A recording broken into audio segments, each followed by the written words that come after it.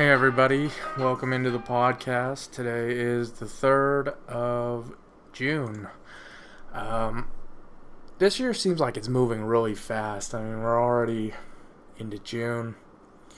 For my business, we start our fiscal year, I believe, at the end of September. So we're on the downward slide into the last final quarter, which starts in July. It's just, I feel like as I get older, just time moves so much more quickly, and I don't know if we really realize that when we're younger, that life doesn't wait for us. So there's a lot of things that we want and we rush through, and when we get there, I don't know if we're really happy with it. But just some thoughts. I really don't know where I'm going today because it's just another week that I didn't really plan very much for this podcast. I've been focused on some other things and getting work taken care of. And the guest situation, I'm still not 100% on it. Really, hopefully get that going this week. I say that and then it'll probably be like 2 or 3 weeks after that. I'm sitting in my apartment right now, just absolutely burning up. It's now June and it didn't play around with getting hot. Last summer I was in South Carolina and nothing really could prepare me for that. I was out working like in the elements for the first time in who knows how long. I've always had like desk jobs, sitting at a computer. I worked a little food, but it was so hot and it was so humid and unbearable at times. And it's funny because when I first got there, I was like, man, it's hot and it's only like March. And the people would just laugh at me and they're like, oh, you have not seen anything yet. And I'm like, this is not good. This is really not good because I'm already not doing well. But I'm in my apartment and it cooks. These apartments are not very well insulated, I guess. And I'm a cheap motherfucker. I do not like to run my AC if I don't have to. But it is getting to the point where I might have to because it is too hot. I normally use like room fans, just to lower my costs and everything. But I didn't want like fan noise on the podcast and be like, man, just turn that off, please. Speak up. My car died this week. I hopped in it to go to work and it wouldn't start, which I hate this car so much. I totaled my first car. I ran into the back of someone who had stopped on the freeway and I didn't see that they'd stopped and I was trying to switch lanes. And I hit the back of this SUV and I was going about 55. Just destroyed the front of my car. And I got this new car and it seemed like it's such a great deal. It was, I think we paid $7,800 for it, and it was a little bit newer and it was nicer, and that was the start of the worst car ever. I mean, the first thing to go was we had some exhaust issues with it. And so I believe the catalytic converter was replaced in 2012 and dropped like $1,500. And then not even a year later, transmission blows. I'm on the freeway, tranny blows. I'm like, well, this is great. When it blew up, then it did something with the radiator. I'm not a car guy. I'm the farthest thing from a car guy. I drive them, but that's literally about it. So the radiator and the transmission, that was a trip to the dealership because we had to tow it to the dealership. And that was like $5,500, something like that. So at this point, we're almost all the way back into the investment of $7,800. Various other things. I went off of a curb. I didn't really. I wasn't paying attention, and I thought that it wasn't there. And so there were some suspension issues. Replaced the suspension in the front, ball joints, control arms, everything like that. That was like another $1,000 after all was said and done. And then when I was in South Carolina, we were driving the car a lot more because my ex was working and I was working, and a lot of times she was driving to work and driving me to work and dropping me off because we only had the one car. And she had mentioned that the car was making this really weird noise, and I was like, oh, great. Okay, what's it going to be? So, well, the first thing we had to go wrong in South Carolina was the AC, broke. And like I said, it was hot, and AC is not like a luxury in South Carolina, it's a necessity. You kind of need it, or you just burn up and die. You shrivel up, and it's over. So I was like, I really hope she didn't do something, because not too long before that, I believe, she got in a car accident. Okay, she was not a very good driver. She didn't have her license, and so I helped her drive, and we got her license in South Carolina. She's terrified me when she would drive, and it caused a lot of fights because I was sitting there. I felt like a dad. I was like, whoa, slow down. And she'd be like, I got this, okay? And I'm like, oh, you're gonna hit that car. And so she was driving her car with a friend, and it had been wet. And I hadn't kept up very well on my tires, so my tires were kind of bald. So there's this exit in Columbia, South Carolina, that it has posted 25 miles an hour. And that's no joke, because I remember the first time I ever took the exit, I didn't take it at 25 miles an hour, and I almost wrecked my work vehicle. I had a truck, and I almost wrecked. And I was like, that's the sharpest freeway off-ramp I've ever driven on. It's one you might have to drift type of thing if you want to go any faster than 25. So her and her friend were, listening to music and doing whatever, girls do in the car, not paying attention. She hits the exit going 50. And she slides across the lanes, across the grass dividing the off-ramp from the on-ramp, across the on-ramp, and into a fence.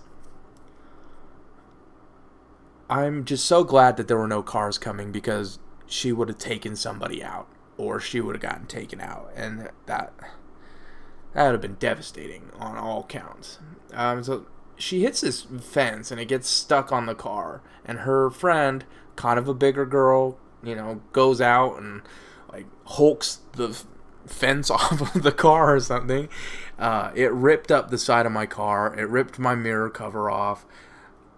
Surprisingly, not that much damage, at least initially.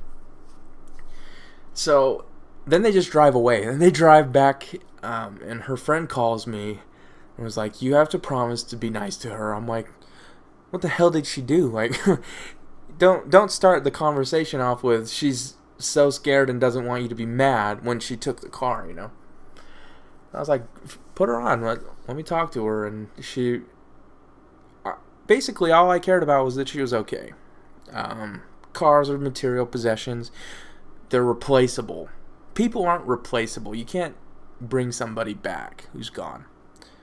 So I did my best to be understanding. Inside I was like, oh my God, I knew that something was going to happen like this.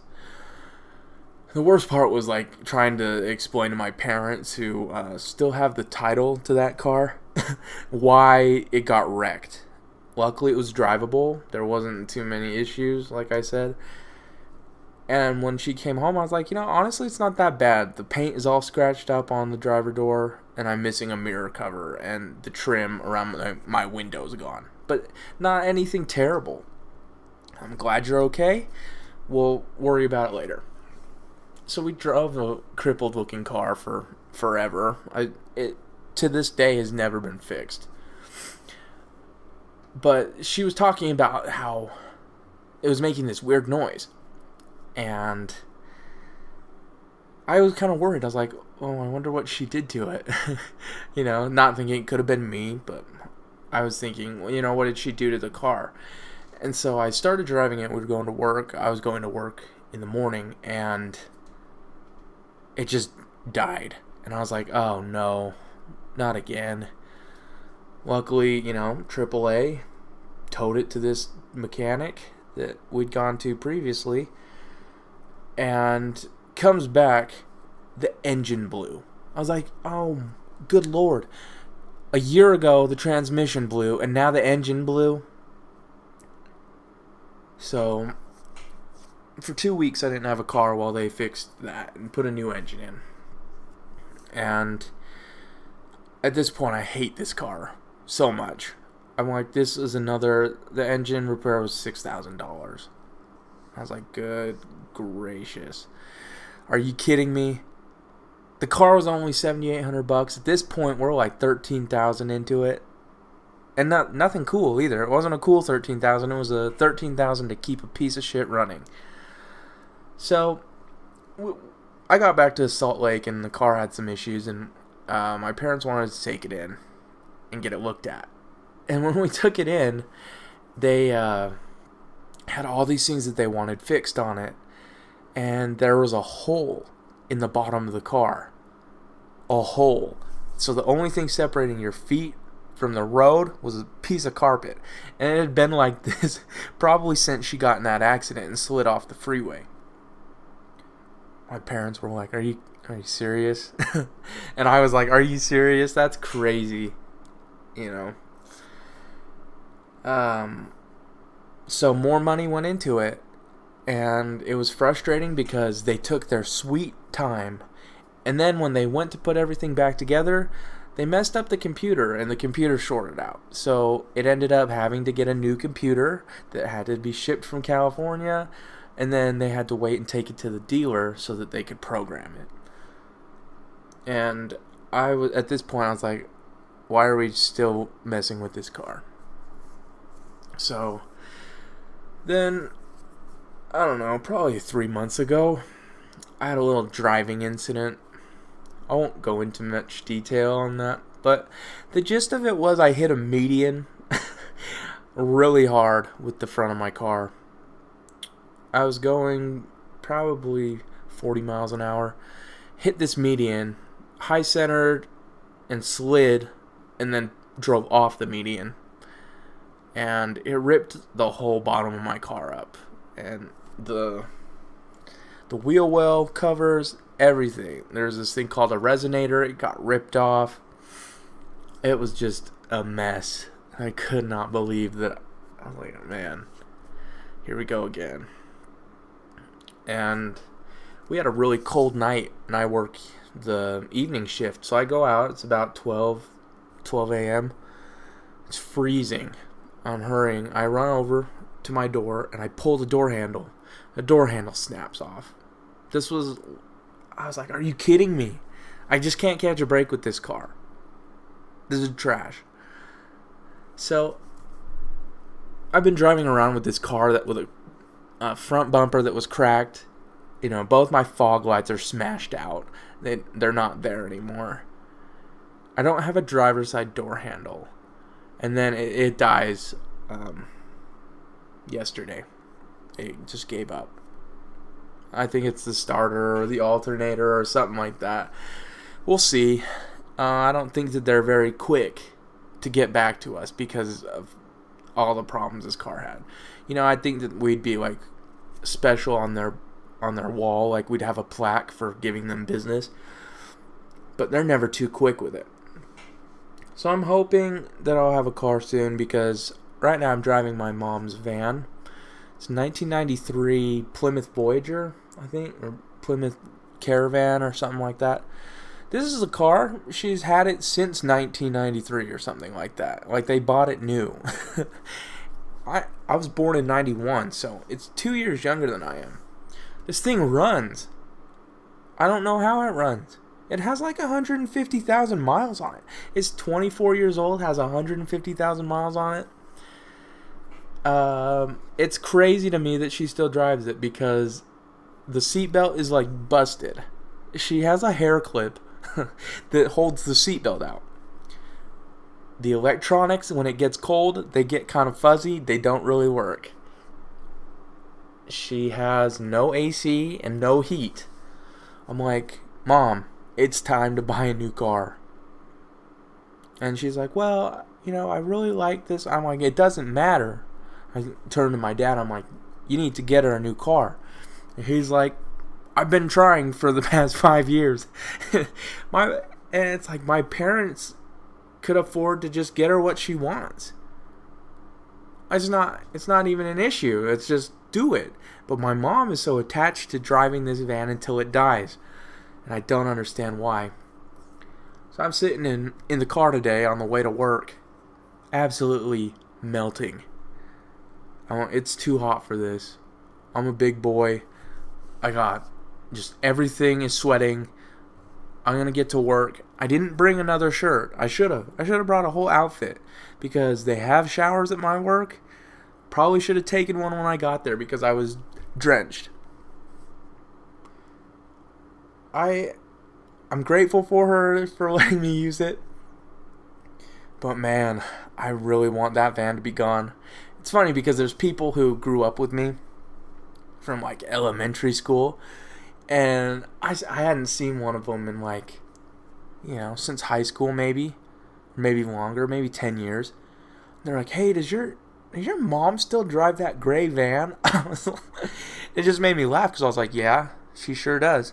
They're like, yeah, I was in South Jordan, and I'm pretty sure I saw her at the grocery store. I'm like, honestly, probably was, because that van, you could pick it out from anywhere. It's funny because my sister will be driving around. She lives in South Jordan as well. And she'll see like my mom at the fabric store or something and like stop and go in and say hi.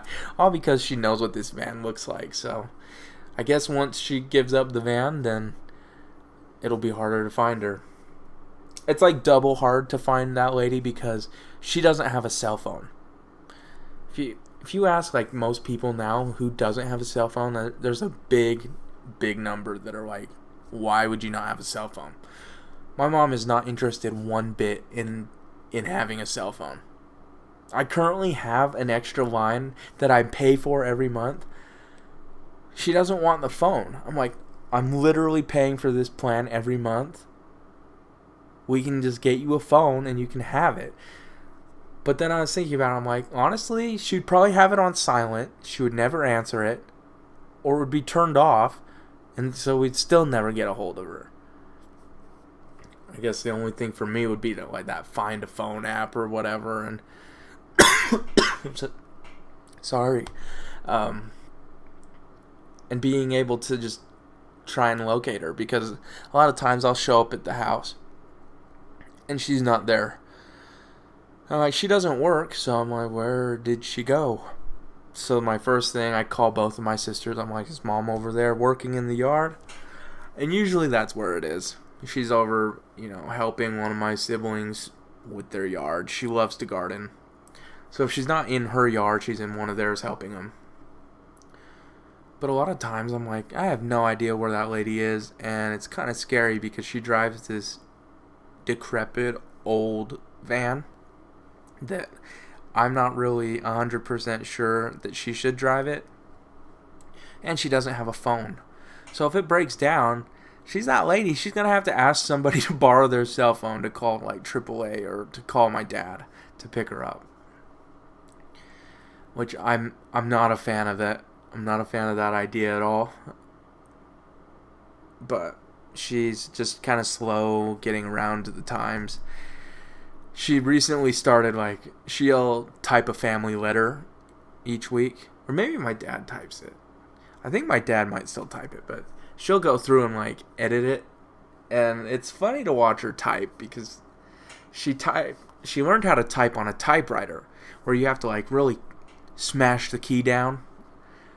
And I'm just like, you don't have to press that hard on the keyboard. And she's learned that because sometimes she'll push it down and it'll put like 17 U's down. And then she has to go back and clear it up. So that cracks me up. I know that she's capable, though, because she was visiting my sister in Tennessee. And I was actually here in Utah. It wasn't when I was in South Carolina. And she would text me off my sister's phone, and she'd write absolute novels. And I was like, man, you have a lot to say. You should have just called me, but you didn't have to write all these things out. My sister thought it was funny because she took a real liking to the typing on a little keyboard. I don't remember what kind of phone my sister had, but it had like the slide keyboard. I try and help my parents with the like technology things because my dad's been in the industry of technology forever, essentially, since he graduated from college. He's always worked in the tech type of industries, and so we had a computer, I think, before most people, like a home computer. We had a really nice one at the time. It was he worked at Intel, and I believe it was his layoff gift. They downsized and he was laid off, and they gave him a computer. He still has that computer. So one part of it is he's very tech savvy and he knows tech and he understands it, and the other part is he's very frugal and smart with his money, so he doesn't buy things he doesn't think he needs. He has this computer, and it was the top of the line when it was Windows 98, and he recently put Windows 10 on it, and I'm like, Dad, there's no point. That computer is ancient history, and you probably just crashed the thing putting Windows 10 on. And he's like, you're right, it doesn't work. And he uses his laptop for most everything. He bought a laptop after he bought me a laptop in college, and he likes it, but he doesn't really have a phone either. He uses a work phone. He has a cell phone at work. So when he quits this job, he won't have a cell phone. So I'm like, it's time to get my parents on the phone bandwagon. It's not even a bandwagon at this point. They just need to get on the wagon with tech. They were using this TV from like 2002 until quite recently. I actually bought them a TV for Christmas one year. That was like a flat TV because they used this giant. It was like a 25-inch TV, and at the time I was like, this is a Boss TV we have. But they still used it, and they watch like VHSs and stuff. It's funny. You have to just meet my parents because they're so nice and stuck in like 2000.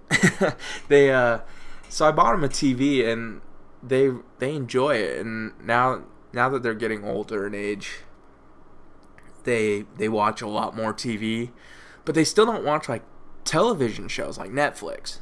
They go to the library and they rent DVD series of TV shows that haven't been on the air for years, like The Waltons, or I don't even remember some of the Matlock, maybe. I don't know, TV shows that they grew up watching. And I do my best to try and like push new things their way. I'm one of the few in our family who does that because I consume media more so than anybody in the family. So I recommended them a TV show, White Collar. It's one that I really enjoyed, and I was really surprised. My mom went and like reserved it from the library and watched it, and they enjoyed it. I think that they ended up stopping watching it though. I'm not really 100% sure on the content towards the later seasons, if that was on board with what they like. They really embrace their religion and living a good life, which I commend more than anything because I grow up in a religious state. You know, Utah has its LDS people, and you see a lot of really good people, and then you also see a lot of the people that you're just kind of shocked that they're religious. My parents were converts to the church, so they knew the other side. I've mentioned this before. They really do live the religion. Like, I can't think of a time when my parents drank caffeine. Like, they don't do that. They don't drink soda pop with caffeine. They don't drink soda pop, period. But they don't watch like PG-13 movies. It sounds ridiculous to people now, and people might criticize it or whatever, but they just don't bring that into their home.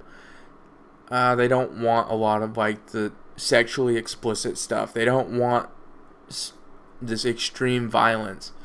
And I think that, quite honestly, they would be surprised at the violence that is allowed on television now because of what they grew up with versus what's on now. Because a lot of television is borderline, you know? It's close to that PG-13 amount of violence, sexual innuendo, stuff like that. And so I really commend them for sticking to it because, you know, I don't. And I don't think most people do. And there's nothing wrong with that. But it's nice because they really do strive to make their house like a good place. And it was a good environment growing up. I feel like I was a lot a bit sheltered. I had a friend that when he moved in, we were 8, and he introduced me to a whole new world of media. And my first R-rated movie, I can't even remember. I think it might have been Pulp Fiction. Was the first R-rated movie I ever saw, and it was at his house. And it's still one of my very favorite movies. I don't think I appreciated it back then. But now, you know, one of my favorites. And I catch myself because I'll be explaining something or talking to my parents about something, and I'm like, oh, well, I can't really like show it to them because that wouldn't be something that they would watch. Even though that there's like things in the movies or stuff that I'm explaining to them. My favorite thing is Family Guy. I'll explain bits from Family Guy to my parents, and they think it's hilarious. But I think if they were to watch it, like, they wouldn't, because I edit it for, you know, I edit content for my parents. So I don't mention all the other things that may have been in the episode. So I don't think that they could actually sit down and watch an episode and be okay with the content completely. But there's these different bits in it that I think it works for them. And so, like, I'll show little clips or stuff off of YouTube. I really do love Family Guy, though. It's one of my favorite TV shows.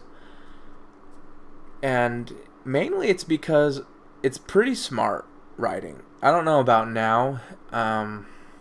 It's kind of getting long as far as series go. But a lot of the initial writing was very smart. And you have to have an extensive pop culture background. You have to have an extensive just history background to understand a lot of the jokes. There's people that will laugh at things because they're like, oh, that's funny, that's a funny situation, but they don't really understand like where it came from. Which I think I'm like, that's what makes it funny to me, because I'm seeing their interpretation and their spin off of what it's from. Whether it's another movie or music or something like that. And South Park does that as well. And both of them, I get them. And they crack me up. And I just love those cartoons. Like, I'll sit there and watch The Simpsons and all of those Bob's Burgers. Just hours and hours and hours. I don't want to say I'm addicted to Netflix, but I do love my Netflix. It's kind of how I unwind. after a long day, and I've watched an incredible amount of television. And so it's interesting because knowing that and having a background in that, and I can talk to people about these different shows, and it's fun.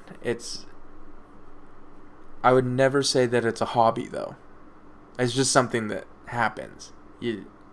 When people are like, so what do you like to do? I'm never like, oh, I like Netflix. That sounds so lame, right? Oh, what do you like to do? I like to watch TV for fun. It's like, I do, but if there's other things to do, you'd probably find me out doing other things. I always thought it was funny with Netflix. It isn't a social media platform. A lot of things have become social media platforms that initially weren't, like YouTube. YouTube, you just watch videos, and I don't think I ever met anybody or talked to anybody off of YouTube. But all the comments and stuff, that's the social aspect of it. And I was thinking, wouldn't it be interesting if Netflix had a social aspect to it? I think it might completely backfire and be awful, but I like to think about it. Like, you have location services, and you're watching, I don't know, you're watching Supernatural. That's what I'm watching right now. And it's like, so-and-so is within 5 miles, and they're also watching Supernatural. And it might be pretty specific, or they're watching a movie, and then you could message them during it. A little platform, you're like, hey, notice you're watching it too. You become friends that way. Or that's how you date. It's like, oh, well, your girlfriend is watching this Pretty Little Liars episode. Would you like to join the room? And you could join the room and see them and watch it with them. I just thought it was kind of interesting until it gets kind of creepy, Suddenly you're too close and people want to talk to you, and they want to talk to you about the episode you're watching, and so that's when you turn it off. That's when it's time to shut down. I think Netflix has been an interesting service. They started making all this original content, and I think that they're going to give these networks a run for their money because so many people use Netflix, and it's available whenever without much hassle. And Netflix releases them in these batches, like seasons at a time, one season. I don't think a lot of people have the patience to sit down each week at the same time and hit these shows. I know with my work schedule, I haven't watched network programming in so long because I'm not home in the evenings. For that matter, I haven't watched sports during the week in so long. Weekends in college football season, I would always, devote time to watch it. But network television to me it's going to have a hard time competing with Netflix. On top of that, Netflix is actually putting out some pretty quality stuff. Shows that I find to be interesting, more so than some of the sitcoms. One of my favorite sitcoms right now is Fresh Off the Boat. It's on ABC. And yeah, I'm Asian. It's Asian. Whatever. It's funny. I think it's funny because I see myself a lot in the little main character, Eddie. It was funny to me because I had never heard of the show when it first came out. And my buddy, he's like, yo, there's a show about you on TV. And I was like, what are you talking about? And he's like, you gotta just go and look it up. And I was watching it, and I got hooked. The first season, I was like, oh my god, this is about me. Not dead on, but a lot of the same things, a lot of the same tendencies. And I was about halfway through the season, and I had another buddy who, he texted me out of nowhere. He's like, bro, I've been watching this show, and it's about your childhood. And I was like, is it Fresh Off the Boat? And he's like, oh yeah, have you seen it? And I was like, I'm watching it right now. And that's about the only network show that I've watched. I used to watch like The Walking Dead and be excited for AMC's The Walking Dead and getting like super hype about it, but I don't know, I just lost appeal to me. The whole idea, the acting, it dragged a lot, and I'm just not interested. I think I'm like several seasons behind, and I have no interest in catching up. I think that's how it was with me. There's a couple shows like that people just absolutely loved. That, yeah, I wasn't trying to be negative, but I just didn't care for them. I didn't care for Breaking Bad, and a lot of people were like, "That's blasphemous! How dare you? How dare you say that about Breaking Bad, the greatest show on television?" I wasn't interested, and it didn't capture my attention. The Wire. I loved I think it was the first 2 seasons of The Wire. I was like, this is excellent television. Probably one of the better shows I've ever seen. And then, as the seasons went on, I was like, I've completely lost interest. After season 3, was not interested at all. I don't even think I finished the series. I might have watched the last couple seasons. Now it's shows like Game of Thrones. There's not a lot to them, but they're so entertaining. People love to tune into those. And I wasn't on board with the Game of Thrones thing until last year. I was like, oh yeah, I've heard of it. And dragons and fairies or whatever, fucking some book written by some nerd guy, right? And I watched it. I wasn't working, and so me and the ex we bought it. Bought the 6 seasons that are out. We bought them on DVD. And we did not stop watching. We slept and we watched Game of Thrones. And we would make runs for food or whatever. I just got hooked. And I think that's the amazing thing about some of these shows is, how do you know exactly what's going to hit and what's not going to hit? This most recent one on Netflix, 13 Reasons Why. I had heard about it and it had blown up. And I watched it because I like to stay informed about pop culture things. It's always kind of been that way. I read the Twilight books, so I knew what people were so hype about. I watched this 13 Reasons Why. Trash. Absolute trash. I was not interested. I watched the whole thing because I wanted to know what happened at the end. But when it reached the end of the season, I was like, what a waste of time. This show wasn't good to me. I thought there were so many problems with it.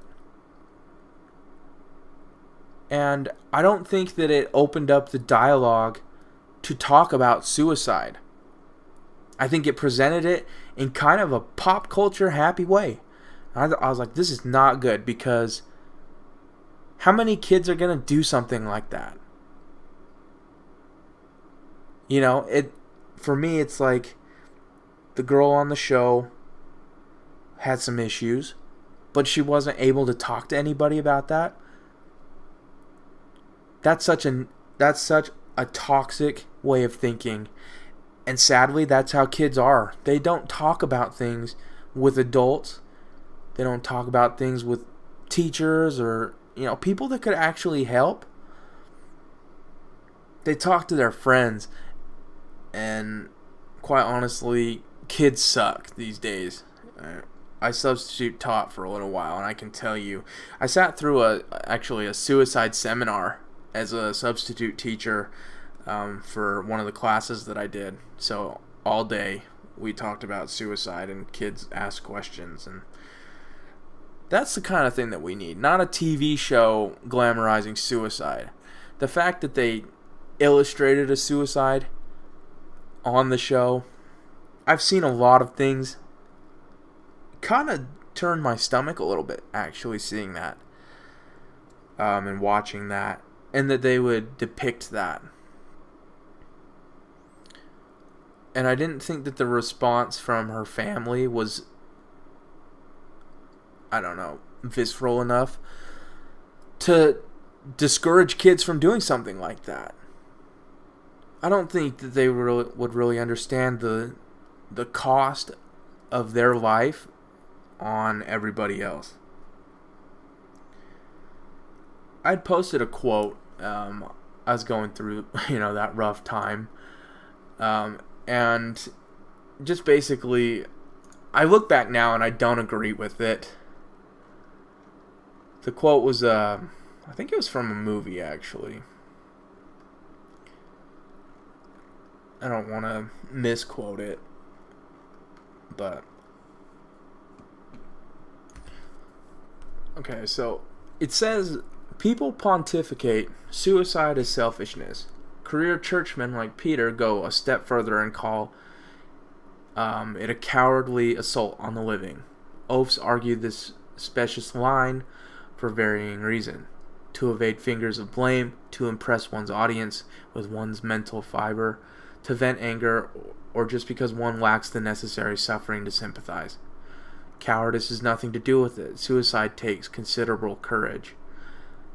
The Japanese have the right idea. No, what's selfish is to demand another, to endure an intolerable existence, just to spare families, friends, and enemies a bit of soul-searching. I look back because I posted that, and at the time I believed it. And there's some truth to it. I think I wouldn't call it courage to do that. I think it's more stupidity more than anything.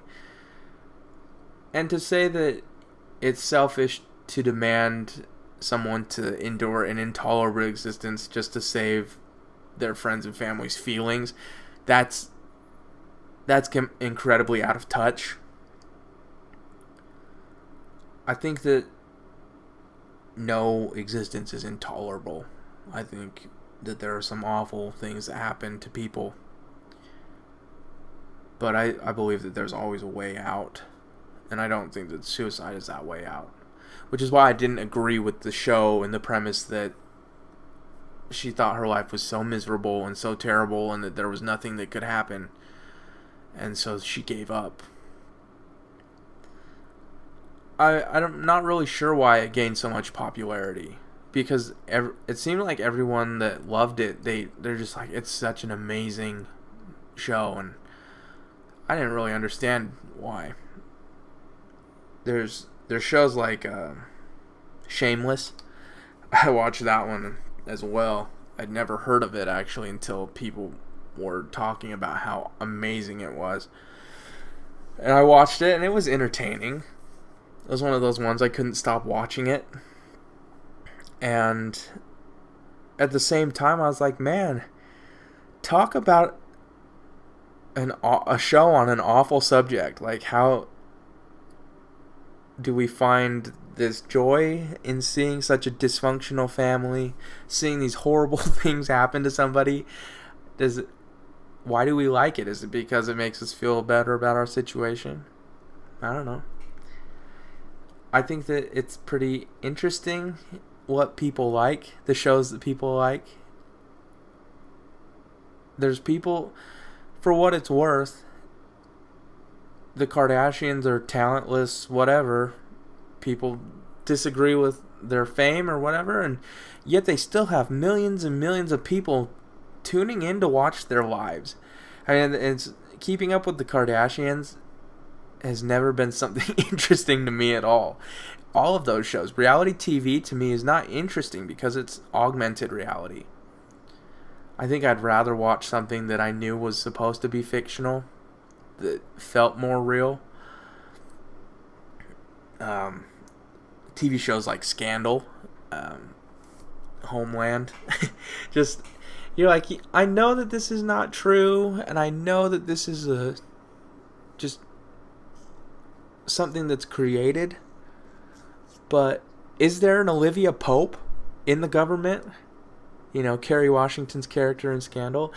Is there widespread government conspiracy? Who knows? And that's the kind of TV and stuff that I think is fascinating. And stuff that you're like, I know it's fake, but is it? What is this based on?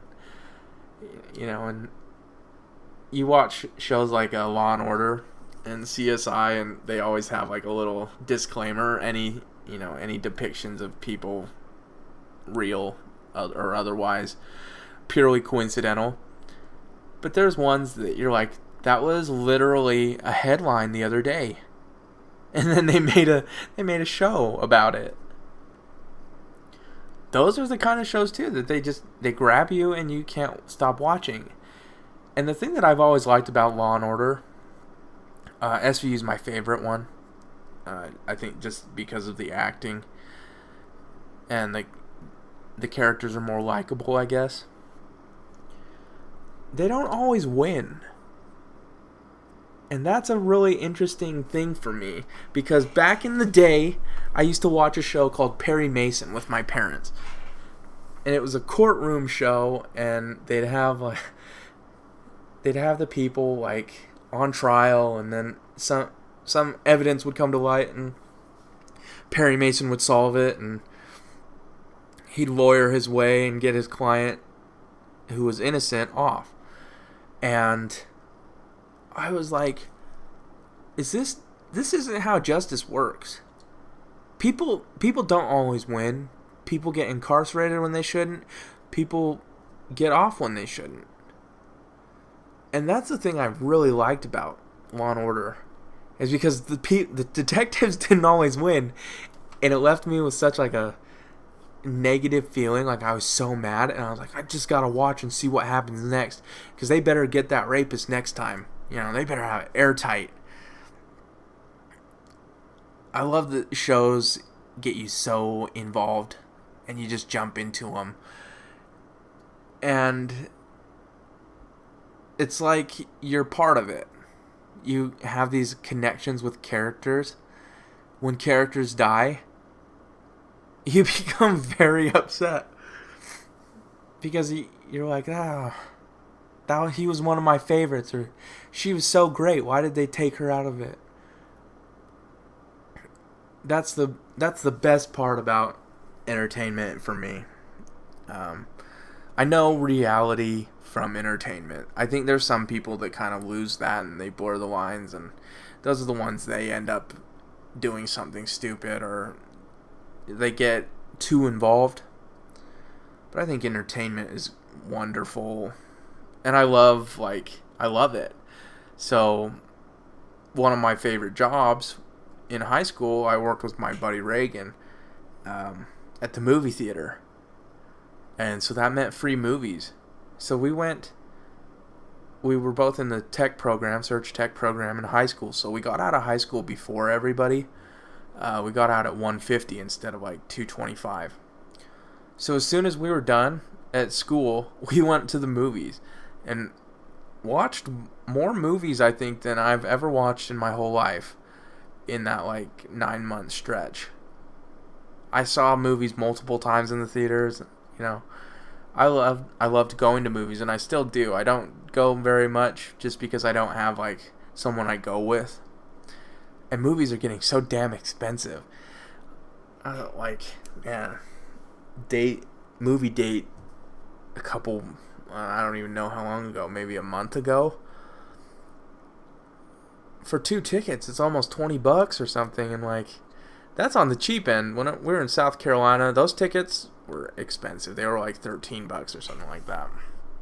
But you know, after you pay for like popcorn and drinks or dinner or something like that, then it's like, man, this date got kind of expensive pretty quick. So, you know, but I love movies and I love going to them. I think that the best thing about movies for me is getting to see like interpretations on these different stories, because a lot of them are not new themes. A lot of them have been done before, or something like it has been done before. So when they have something creative and original and new, for me, that's great. I loved Moana because it was so different than other Disney movies. I love going to movies that are just completely different. I hate the fact that they do all these reboots and like these new ones that are not new. They're just old. You know. I don't know why they do that, if there's not as much creativity happening or what, because we're just waiting for another Fast and the Furious movie. I heard that there's going to be a 9th and a 10th movie. God forbid it goes any farther than that. I don't know what they can possibly do. However, I will say this. The last 2 movies have grossed over $1 billion each. I wouldn't stop making them because, the story hasn't been great. They're making a ton of money. People still want to go to them. But at this point, do you think that the 9th one will make as much money? I feel like the 7th one made tons of money because Paul Walker had died. People wanted to see where it was going.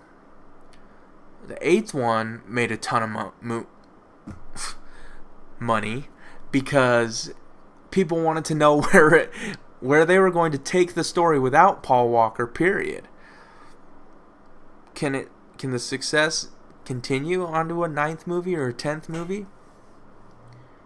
I don't really know. But I hope, for me, the Fast movies I take at face value. You know that you're going to get ridiculous action and some comedy. People are pretty cynical, I guess, with their movies. Oh, that would never happen.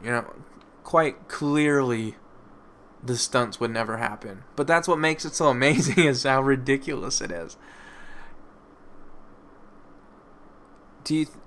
I don't know if we're going to have another, creative genre movie like that. If you look back on the franchise, it's made over $6 billion. I can't really think of another franchise that did that kind of like movies, and how many that they've done. I mean, Star Wars, there's a ton of movies, but there are definitely ones that made more money than others, and I personally don't think that the quality has stayed through the middle there. There was some real difficult movies, I didn't think were very good. The original Bond series, they replaced the Bond actor every couple movies. So it didn't feel like a series, It's just stories with the same character name, James Bond. That's how the Bourne series is. It's like they could continue to make Jason Bourne movies, Jeremy Renner or whoever, or Matt Damon, and they just kind of switch out people, and suddenly it's just a Bourne, name. The Die Hard movies, I don't know. Rocky, I think Rocky 1 is one of the better movies ever.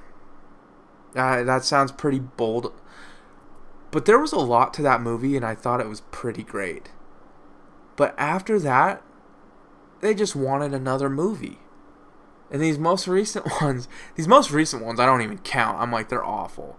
I actually haven't seen Creed, which, it's not Rocky, but along the same lines. I heard that one was actually good, so that's on my list. I do have a lot of movies that I need to catch up on. So sometime in the podcast, I think maybe I'll go back through and talk about some of my favorite movies. It's a pretty long list, but there's some that I think have defined how I feel about movies. Ones that I just thought were amazing. Kind of a scatterbrained podcast tonight. I kind of, don't know where it was going or where it was headed. Purely for your entertainment. I think in the next couple weeks, we have Father's Day coming up. So that'll be a really good one because I'm so stoked to talk about my dad. And he's honestly probably my biggest role model and someone I look up to. So that, I think, will be a fun podcast. get to brag about my dad a little bit. I really, really do want to have the guests on. I'm going to wrap it up, though. I really hope that I can get some midweek podcasts. Essentially what's been happening is I've just been so busy and I'm exhausted during the week. And so my weekend is when I can really blast out these podcasts the best. But I really want to do like midweek podcasts. And they'll probably be centered around current events. And then my interviews. Because I think that'll be the best time. I don't know, it might be weekends that I do the interviews as well. But once again, thank you for tuning in, and have a great weekend.